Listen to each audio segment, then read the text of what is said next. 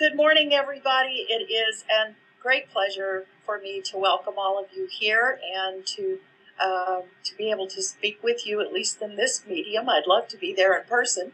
It's always been one of my goals to be there and actually meet the people who received my scholarship. And so, anyway, this is a great opportunity. I thank the university for that opportunity and hope that you're having a wonderful day, whether you're a donor, whether you are a staff person who gets to have these wonderful learners in your classes, or whether you are, in fact, a scholarship recipient.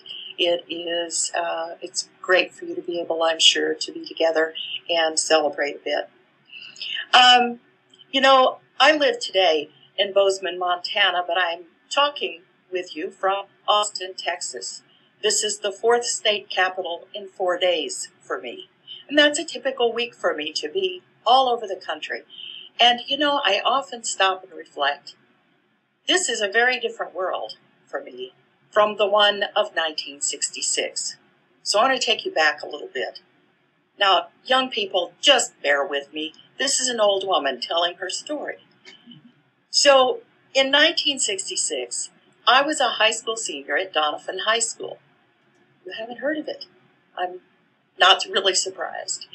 110 kids in my graduating class, about 400 kids in the high school, and I was called to the office during last period because apparently there was a man there from Columbia, Missouri to see me. So I tripped down the stairs and met a man named Neil Freeland, who told me that I was the recipient of a 4-year scholarship from the General Motors Corporation to be used at the University of Missouri, should I choose to do so. Well, my first comment was, holy cow. My first question was, what on earth do I do about those $50 that my dad's already paid so that I can go to Southeast Missouri State College at Cape Girardeau?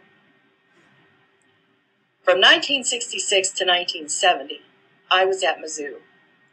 And as I look back at that time, the doors that experience opened for me were really quite astonishing.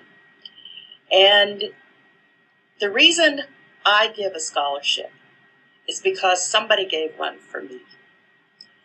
Had I not had that opportunity, I've spent my dad's $50 at Cape, and who knows what road might have resulted from that. But because I was at Mizzou, I had the opportunity to interact with young people from all over the world. That was such a different experience from where I grew up.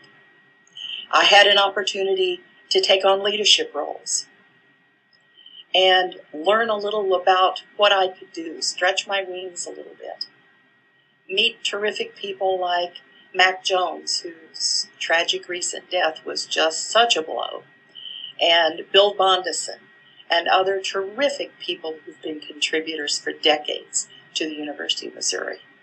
So, given those kinds of models, given that kind of influence, again, the opportunity to give back was so critical. So, for all of you who are sitting there in that audience, donors, thank you for what you've done to make these kinds of opportunities possible for young people. And to the young people, don't blink, because all of a sudden it will be 40 years from now. And you'll be saying, gosh, because somebody gave, I was able to do this wonderful thing called the university. So I hope you'll remember also to give back. And with that, I would just close and again offer you my hearty congratulations and my wishes for a wonderful celebratory day. Bye now.